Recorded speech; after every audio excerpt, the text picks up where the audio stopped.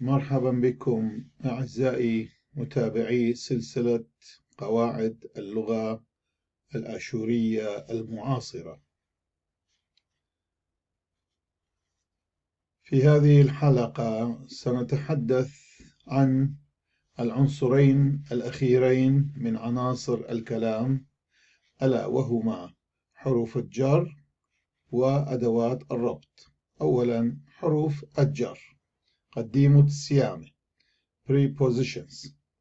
حروف الجر هي عبارة عن حرف أو كلمة غير متغيرة توضع قبل الاسم أو الضمير الشخصي المتصل أو حرف آخر لإقامة علاقة بينها وبين الفعل الذي يسبقها بهدف التعريف عنها بصورة أكبر، يعني عن الاسم أو الضمير أو الحرف الآخر. هذه الحروف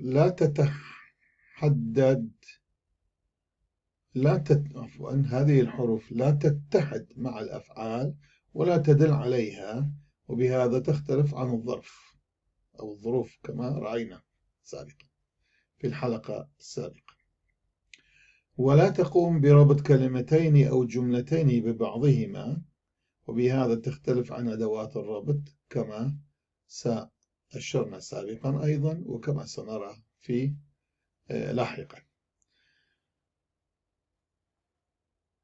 هنا نعطي قائمة بأحرف الجر في اللغة الآشورية المعاصرة مع أمثلة على استعمالاتها في الجملة. حرف الجر مثال على استعماله في الجملة: أولا مع الاسم، وثانيا مع الضمير الشخصي، وما يقابلها باللغة العربية. الحرف الأول هو بيت أو بي. مثال مع الاسم: شمع بكتابة بقنيا أو بقلامة، بالقلم. شمعون يكتب بالقلم. هنا اتحدت هذه مع الاسم الصريح. فماذا عملت هذه؟ أعطت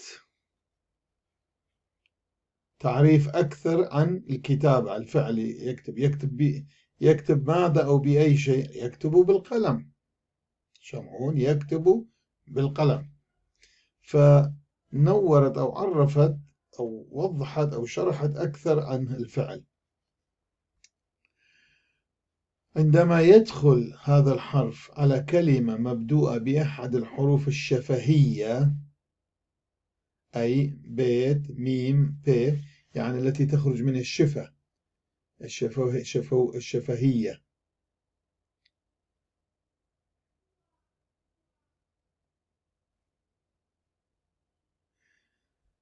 فعندما تأتي هذه قبل كلمة تكون مبدوءة ببيت أو ميم أو ب، هذه حروف الشفهية، فمن الأسهل للنطق استعمال بي بدلا من ب. مثل برناشك آخل بي بومة، بدل أن نقول برناشك آخل بومة صعب شوية بو، لأنه الباء والباء اثنيناتهم شفهية، حروف شفهية، فمن الصعب أن تنطقا معا بدون أي حركة، فلذلك نقول برناشك آخل ببومة. طبعا يقابلها بالعربي حرف الباء، حرف جر باء بي. دلت كتابة للشانيلة. كتابة للشانيلة، هذا كتاب اللغة، كتاب بتاع لغة، كتاب مال لغة. قبلها العربي لام تقريبا، هذا كتاب للغة. هذه مع الاسم الصريح للشانة. أما مع الضمير الشخصي المتصل: كتابة ديلة، هذا كتاب أنا، كتابي، ليس كتاب اللغة، كتابي أنا. أو ديوخيلة أو ديخيلة أو ديانيلة، وبقية الضمائر الشخصية المتصلة. من أو م أو ميم وحدها. شميرام تيلا من بيته أو مبيته.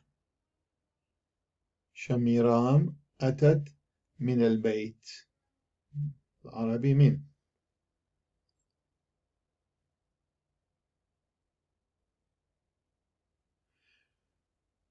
مع الضمير شميرام شقلا كتابة مني. مني أو منخ أو منخ أو مني أو منا أو منن أو منوخن أو مني. هنا ذكرت كمثال البقية، ذكرت جميع الضمائر الشخصية لكل الأشخاص. شميرة مش قلخ كتابة مني أو منخ أو منخ أو مني أو منا أو منن أو منوخن أو مني. شميرام أخذت كتابا مني أو منك أو منه أو منك أو إلى آخره.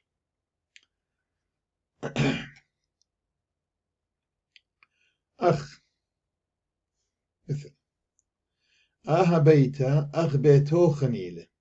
بيتا أخ بيتوخنيل. هنا يجب أن تكون حمراء. أخ بيتوخنيل. آشور بزماريل أغدي. أغدي وغدية وإلى آخره. هل بولس لبلخ لبالخ هل خوشيبة. بولس لا يشتغل إلى الأحد. لا تستعمل مع الضمير، لا نستطيع استعمالها مع الضمير، ومعناها بالعربي حتى. بين مثل العربي بين اتياما جرتا بين أوروبا وأفريقيا. اتياما جرتا بين أوروبا وأفريقيا، يعني هناك بحر كبير بين أوروبا وأفريقيا. اتشخلابة بشن بيني وبينك. هناك فرق بالعمر بيني وبينك أو بيني وبينك، بيني وبينها إلى آخره. بيت بواسطة معناها. خا شبيلا بشل بسمة بيت مارن إيشم شيخ. مشلول شفي بواسطة ربنا يسوع المسيح.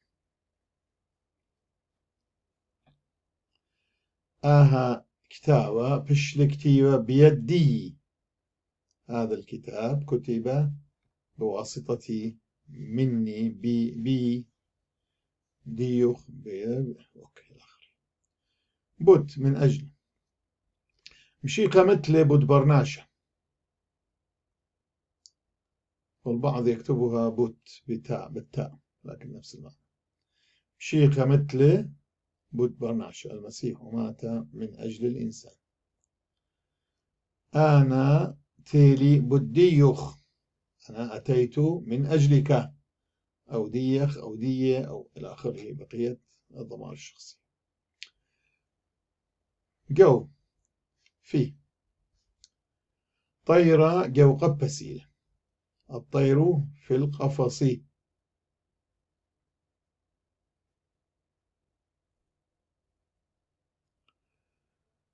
شلامة جاونيلة.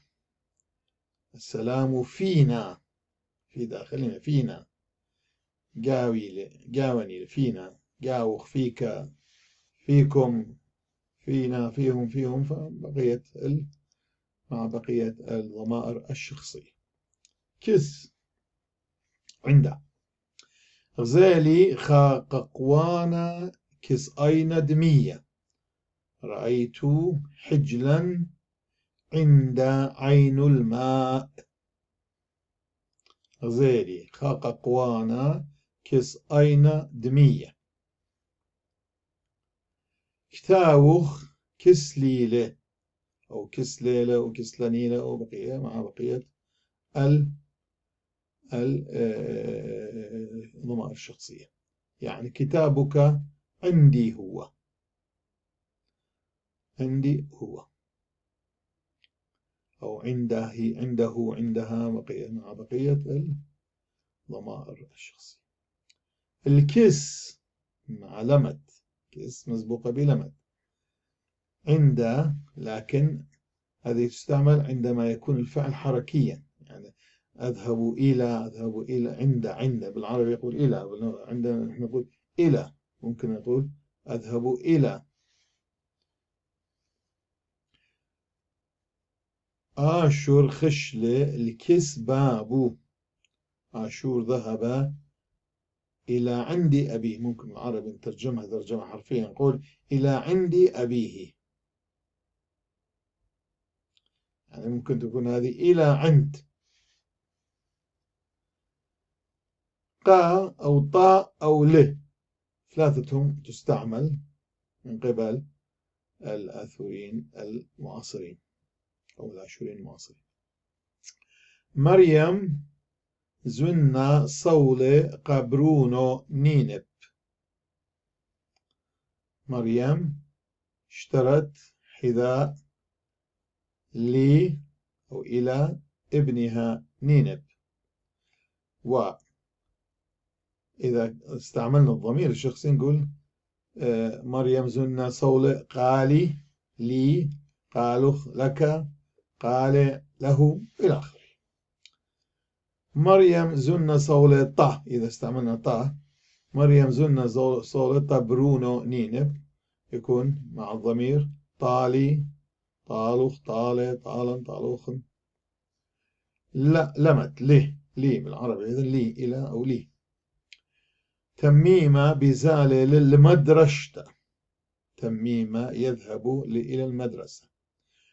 أو لالي تميمة، ممكن هنا استعملها مع اشترى، لأنه ما ممكن استعمل مع فعل بزالة. يذهب لي، يذهب ممكن يقول يذهب لي. فمريم زن صولة لالي لي، لالوخ لك، لالي لالا لالوخ، فهذه تستعمل، لكن الأكثرية استعمل هذه الأولى ق.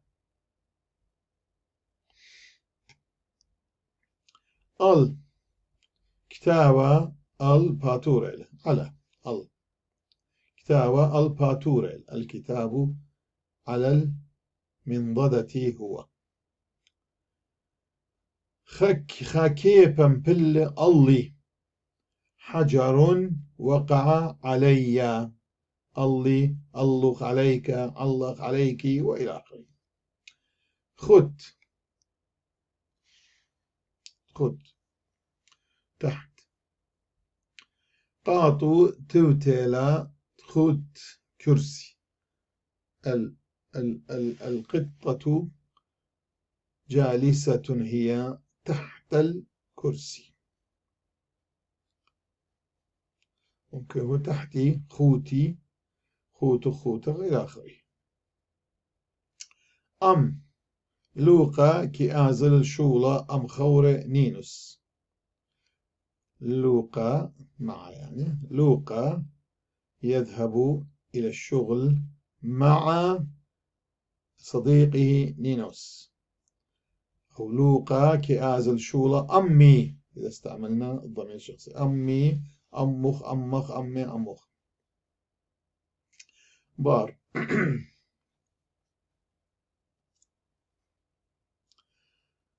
بار بعده.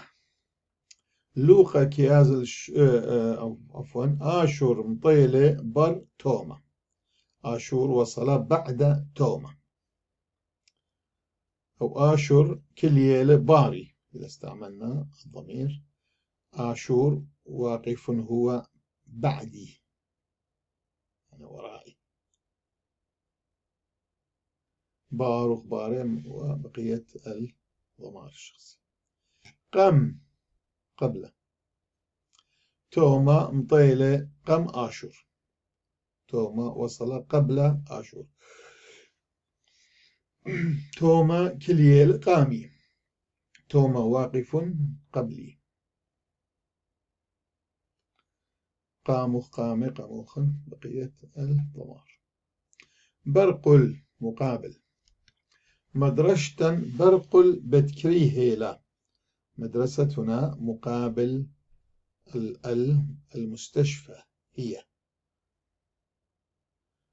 تميمة كليل برقولي، تميمة واقف مقابلي، وممكن مع بقية ضمائر الشخصية. برقول برقولة برقولا برقولو برقل، هذه ليست هي ميم وليست باء وليست ميم.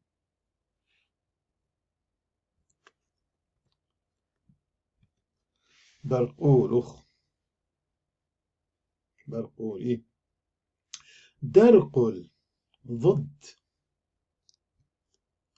هما شطوت درقل بشترة، دائما الخير ضد الشر هو. داود كليلة درقولي قودوراشة، داود وقف ضدي في المناقشة، أو درقولخ ومع بقية الضمائر الشخصية. أو يا اثنيناتهم نستعملها. أو هي بالآشوري القديم أو الأرامي، ويا مأخوذة من العربية ونستعملها كثيرا. أو مريا مراخم الله، أيها الرب ترحم علي.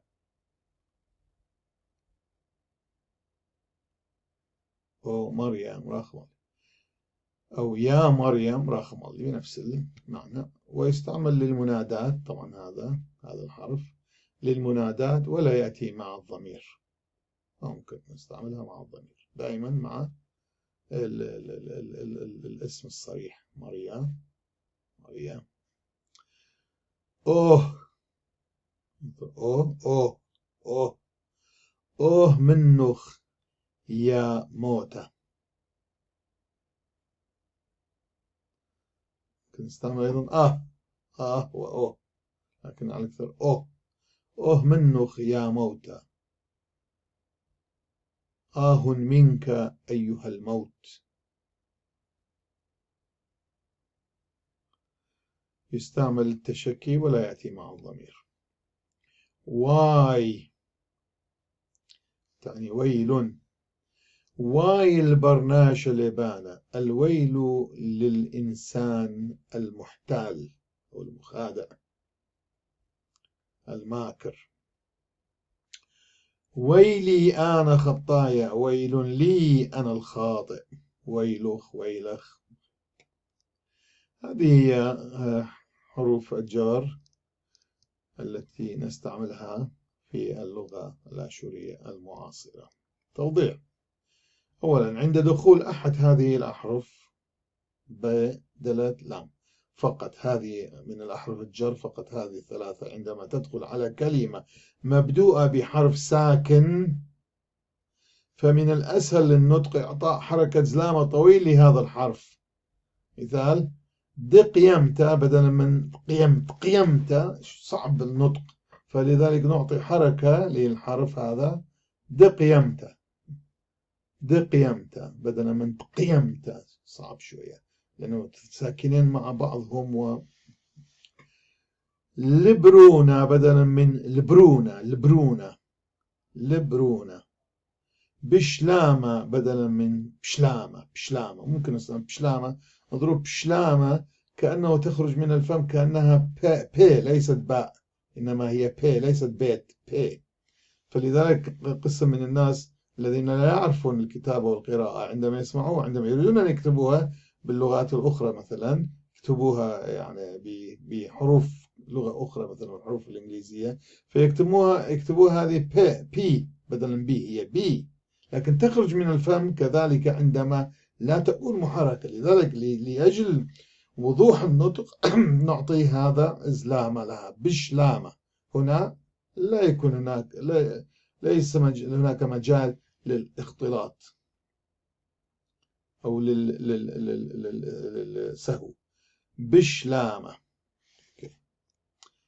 تخرج بصورة واضحة وصافية.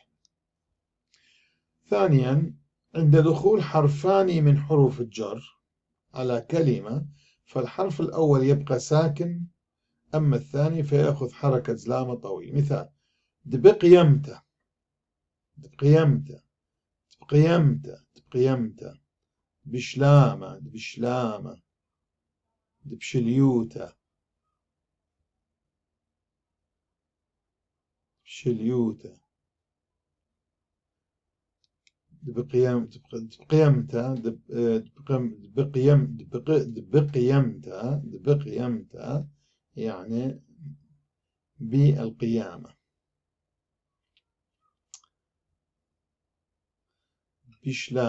دبشليوته، دبشليوته، بالهدوء.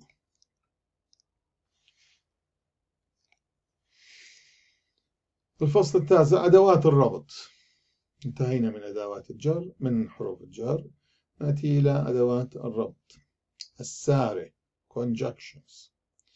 أدوات الربط هي عبارة عن حرف أو كلمة غير متغيرة تستعمل لربط كلمتين أو جملتين مع بعضهما. أداة الربط لا تعرف عن الفعل مثل ما يفعل الظرف أو ولا عن الاسم أو الضمير مثل ما يفعل حرف الجر، بهذا تختلف عنه، نستطيع أن نعرفها من هذه الخصائص. فيما يلي أدوات الربط الموجودة في اللغة الآشورية المعاصرة مع أمثلة على استعمالها في الجملة. الأداة استعمالها في الجملة مقابلها بالعربي: دلت، سرغون بلطلد آزل المدرسة. انظر، دلت ممكن تكون حرف جر إذا أتى بعدها اسم، وممكن تكون حرف أداة ربط إذا أتى بعدها فعل أو جملة. هنا دال تربط بين هاتين الجملتين وتعطي سبب. الجملة الثانية هي سبب للجملة الأولى. سرغون خرج ليذهب للمدرسة، أيضا بالعربي لكي يذهب، لكي يذهب. سرغون بلطلت آزل المدرسة، هنا تلعب، تؤدي وظيفة الربط وليست وظيفة الجر، فهي أداة ربط وليس حرف جر. واو، ملبانا ور صدرة ودريل شلامة التلميذ. المعلم دخل الصف وسلم على التلاميذ، وربطت الجملتين: دخول المعلم للصف وتسليمه على التلاميذ. إن إذا بابي بتكارب إن لا آتيتن كسلا أديم. أبي سيغضب إن لم تأتوا، أو إذا أو إن لم تأتوا عندنا اليوم. وهي طبعا تستعمل للشرط أيضا، ولكن تربط جملتين وتؤدي عمل الشرط. إذا إن، وإن حتى بالعربي إن ممكن إن وإذا. إينا لكن زلي الكسلوقة، إينا لاقم خازن، ذهبت عند لوقا لكن لم أراه. أب دو أيضا دومارا زل الشوقة أب برونة نوبلة أمه. دومارا اسم، زل الشوقة ذهب إلى السوق وأخذ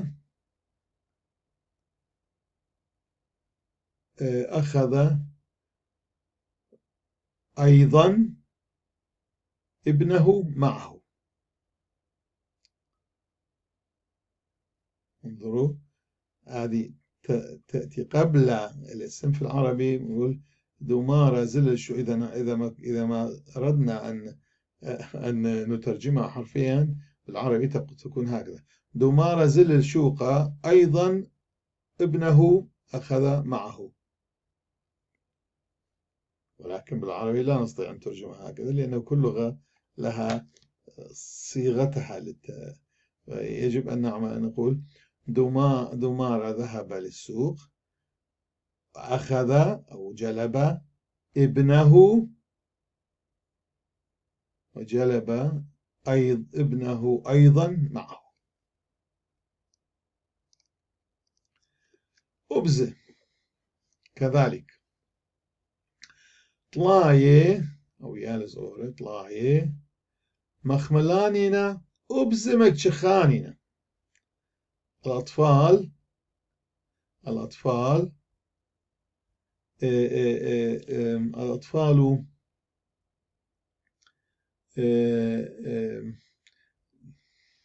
ماذا نقول بالعربي مخملان؟ يعني يلهون الأطفال يلهوننا، وكذلك يتعبوننا. يعني الأطفال هم يلهوننا وكذلك يتعبوننا. بالعربي هكذا يجب أن نترجمها، لا يمكن أن نترجمها حرفيا. إذا ترجمناها حرفيا تكون هكذا: الأطفال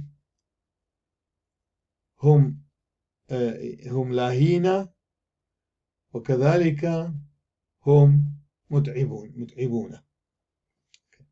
ولكن طبعا ركيكة جملة تأتي ترجمة ركيكة.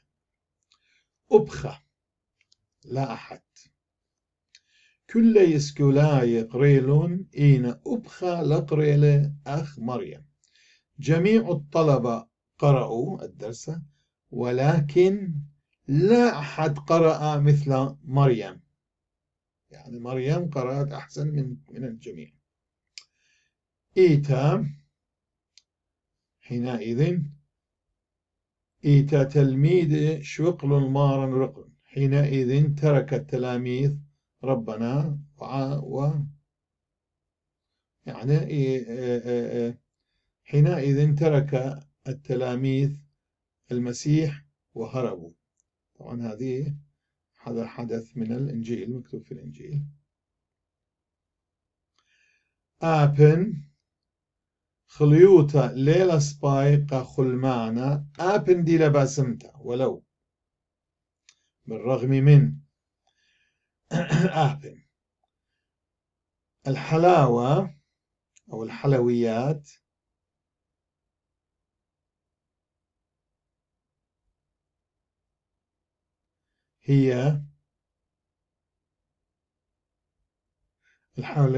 ليست جيدة للصحة بالرغم أو ولو هي طيبة. ليس كذلك؟ الحلويات ليست جيدة للصحة بالرغم من أنها طيبة. إلا أي حبيتة لا قرطيلة إلا بلاءك بليلة. هذه الحبة، حبة الدواء، لا تقرض بل تبلع بلعا. فتقرضها إلا بلاءك بليلة. بوت لي، ضروب بوت أيضا كان حرف جر، لكن هنا سيأتي كأداة ربط. لي عن تمل مريء ونوا بوت آهلاتي للجماعة. البارحة كنت مريضا لذا أو لذا لذا لم أأتي إلى الاجتماع. جملة أخرى: كتاوة إلى بود بلاشة تيولاية تريان. هنا تأتي بمعنى عن. هذا الكتاب هو عن الحرب العالمية الثانية.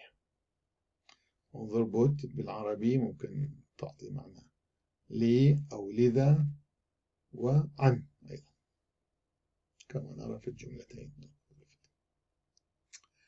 بهاي لأن هاي لا صارت هاي دليلخ شختل ناشم يقرأ أغديوخ لا تشتم أو تسب لأن لا يليق ذلك برجل محترم مثلك. لا صارت هاي دليلخ شختل ناشم يقرأ أغديوخ. بس إذا تمل مريئة وتوا بس قاموا لا قمضت لي البارحة كنت مريضا إذا لماذا لم تعلمني؟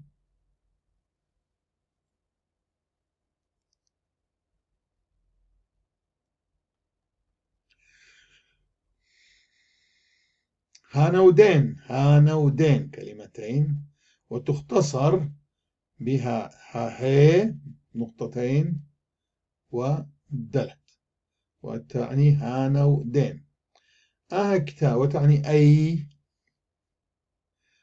كتاوة تسماني له هانودين الضرمنان. هذا الكتاب للأدوية هو أو للسموم، كتاب السموم أي كتاب الأدوية الدواء، لأن أيضا قبل الأدوية كانت تسمى سموم. هناك سموم مشفية وسموم مميتة، سموم شافية وسموم مميتة. فباللغة الآشورية النحوية سمانة سمانة يعني سموم أو أدوية أيضا، فهي سموم قاتلة أو سموم شافية. هناك الدواء كما أنه باللغة الإنجليزية دراك ممكن تستعمل كدروك كمخدرات سامة أو مخدرات جيدة.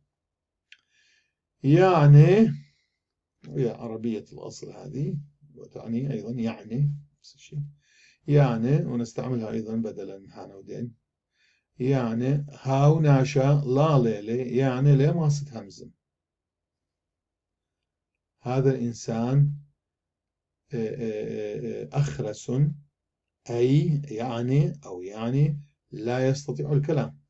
ممكن أيضا نستعمل هانودين نقول هاو ناشا أو ناشا ذلك الإنسان أو هذا الإنسان لا ليلة هاو ناشا لا ليلة هانودين ليه ماسة همزم. أيضا ممكن استعملت أنا جملتين مختلفتين لهذه الكلمتين مختلفتين لكن بنفس المعنى مرادفة.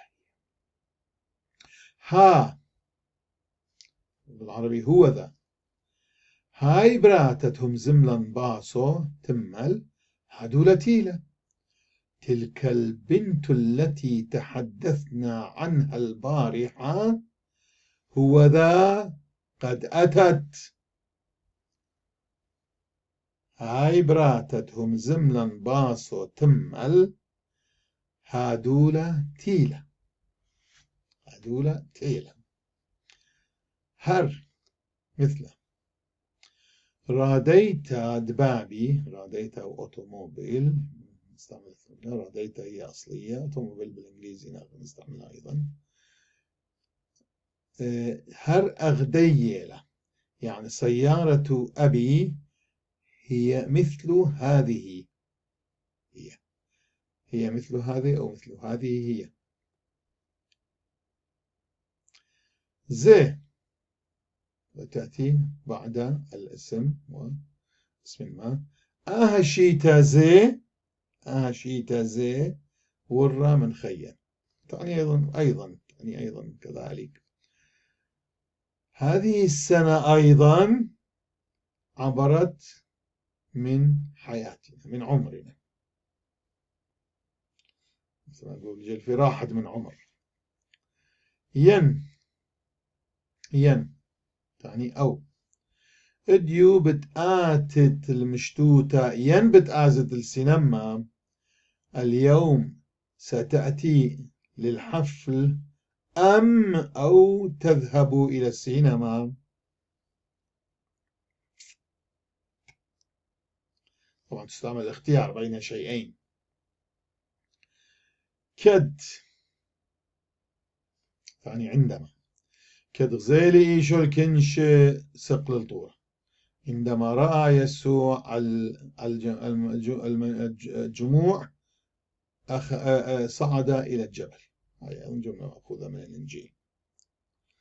قد كي نينوس لا تيلي لمدرجته قد لا مقرو بخرام. نينوس لم يأتي للمدرسة اليوم يعني لكي أو كي لا يقرب الامتحان أو لا يمتحن، لأنه الظاهر لم يكن حاضرا في الامتحان، لم يدرس جيدا لكي يمتحن فغاب عن المدرسة. كي أو لكي. توضيح: قسم من الظروف وحروف الجر تصبح أدوات ربط عندما يليها حرف الدلت. أمثلة: أيك د أيك تخين. تروح هذه دالات. أيك تخين عفوا بأن تخين عفوا بأن تخين. أيك دليت قرت. أريد أن أعيش حيث أو في ذلك المكان الذي ليس فيه برد. ذلك المكان غير البارد يعني الذي لا يوجد برد فيه. أو ممكن نقول الذي ليس فيه حرب، الذي ليس فيه ضوضاء، الذي كل الأمور الأخرى ممكن معاني أخرى. إيمن ده أيك عندما يأتي بعد دلت، وإيمن يأتي بعد دلت. آشور كي باخي إيمن شامي لهزمرتا. آشور يبكي عندما يسمع هذه الأغنية. أغنية حزينة هي. آشور يبكي عندما يسمع. هل دآتت بتهاون بريقة من درسي. إلى أن تأتي أكون قد أنهيت درسي. هل دآتت بتهاون بريقة من درسي. قام با أنت خازن نخم قم آزن المدرسة. أريد أن أراك قبل أو من قبل أن أذهب للمدرسة. من هالخد بوش سبايلا من ديتوت باطيلة جبيت. أن تعمل خير لك من أن تجلس عاطلا في البيت. هالخد بوش سبايلا من ديتوت باطيلة جبيت. بهذا أعزائي نكون قد انتهينا من جميع عناصر الكلام السبعة، أي الاسم، الصفة، الضمير، الفعل، الظرف، حرف الجر، أدوات الربط. 7 انتهينا منهم. وفي الحلقات القادمة سنرى أمورا أخرى عن اللغة، عن قواعد اللغة، مثل الجملة وأنواعها، ومثل طريقة الإعراب أيضا. فهنا استودعكم الله، أملا أن ألقاكم في الحلقة القادمة، وإلى ذلك الحين أتمنى لكم أياما أو أوقاتا هانية.